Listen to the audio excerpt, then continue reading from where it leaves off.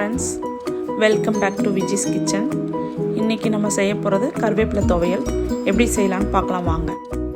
கருவேப்பிலை துவையல் செய்யறதுக்கான உணவுப் பொருளுங்க. கருவேப்பிலை நம்ம தேவையான அளவுக்கு கொஞ்சம் எடுத்து வச்சுக்கோங்க. காஞ்ச மிளகாய் வந்து ஒரு 5லேருந்து 6 எடுத்து வச்சுக்கோங்க போதும். உளுந்து ஒரு 3 ஸ்பூன் எடுத்துக்கோங்க, டேபிள் ஸ்பூன் அளவுக்கு. தேங்காய் வந்து அரை மூடி தேங்காய் போதுங்க. பூண்டு வந்து 4லேருந்து 5 பல்லு வேணும்.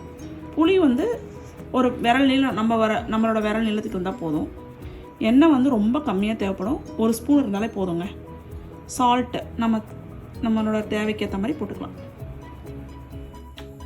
ஸ்டவ் பற்ற வச்சுக்கலாம்.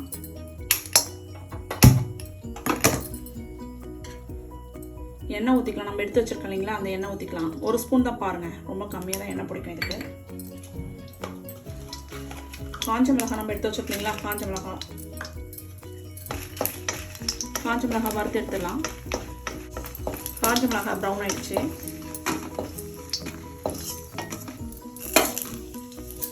அப்புறம் உளுந்து போட்டுக்கலாங்க.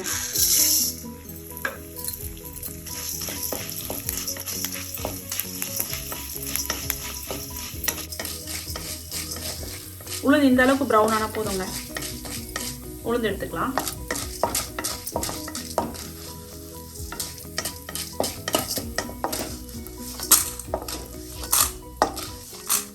நம்ம ஆல்ரெடி கருவேப்பிலை எடுத்து வச்சுருக்கீங்க, அதை அலசி வச்சுட்டு இதில் போட்டுடலாங்க எண்ணெயில்.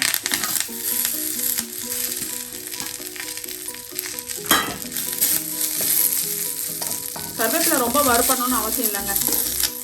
கொஞ்ச நேரம் அந்த படப்படப்பு நிற்கணும் எடுத்துடணுங்க. அந்த கலர் மாறக்கூடாது, அவ்வளோதாங்க. அவ்வளோதான், ஸ்டவ் ஆஃப் பண்ணிடலாம். முடிஞ்சிடுச்சுங்க. கருவேப்பிலை நல்லா வதங்கிடுச்சு. நம்ம வறுத்து வச்சுருக்க காஞ்ச மிளகாய், உளுந்து, கருவேப்பிலை, புளி, பூண்டு, தேங்காய், இது எல்லாத்தையும் நம்ம மிக்சியில் 1 by 1 போட்டு அரைக்கணுங்க. ஃபஸ்ட்டு வந்து காஞ்ச மிளகாய் போட்டுக்கலாம். அப்புறம் உளுந்தம்பருப்பு போட்டுக்கணும். அப்புறம் புளி போட்டுக்கணும். அப்புறம் பூண்டு போட்டுக்கணும். இதெல்லாம் வந்து அரைப்பட்டதுக்கப்புறம் தேங்காய் போடணுங்க. இந்த அளவுக்கு உளுந்து அரைச்சதுக்கப்புறம் தேங்காய் ஆட் பண்ணுங்க. இந்த அளவுக்கு அரைச்சதுக்கப்புறம் இப்போ நம்ம கருவேப்பிலை ஆட் பண்ணுங்க.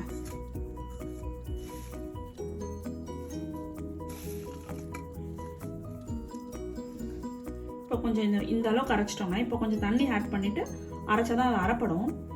ஏன்னா கருவேப்பிலை லீஃப் கொஞ்சம் திக்காக இருக்கிறதுனால அவ்வளோ டக்குன்னு அரைப்படாது. நம்ம தேவையான அளவுக்கு தண்ணி ஊற்றிட்டு அரைச்சிக்கலாங்க. கருவேப்பிலை துவையல் அரைச்சி முடிச்சிட்டோங்க. இப்போ இதுக்கு சால்ட் ஆட் பண்ணணும். இதுக்கு தேவையான அளவுக்கு சால்ட் ஆட் பண்ணிக்கலாம். ஆட் பண்ணிவிட்டு அரைச்சிட்டு சர்வ் பண்ணிக்கலாங்க. சுவையான கருவேப்பிலை துவையல் ரெடி ஆயிடுச்சுங்க. இதை நீங்கள் தயிர் சாதத்துக்கு, லெமன் சாதத்துக்கு, தக்காளி சாதத்துக்கு, இதுக்கு எல்லாமே நல்ல காம்பினேஷனாக இருக்கும். உங்கள் வீட்லேயும் நீங்கள் ட்ரை பண்ணுங்கள், ரொம்ப டேஸ்டியாக இருக்கும். இந்த வீடியோ உங்களுக்கு பிடிச்சிருந்தா லைக் பண்ணுங்கள், ஃப்ரெண்ட்ஸ் ரிலேட்டிவ்க்கெலாம் ஷேர் பண்ணுங்கள். மறக்காமல் சேனலை சப்ஸ்கிரைப் பண்ணுங்கள். நான் சொன்ன மாதிரி நீங்கள் செஞ்சுட்டு கீழே கமெண்ட் பாக்ஸில் கமெண்ட் பண்ணுங்கள். Okay, bye friends. Thank you for வாட்சிங்.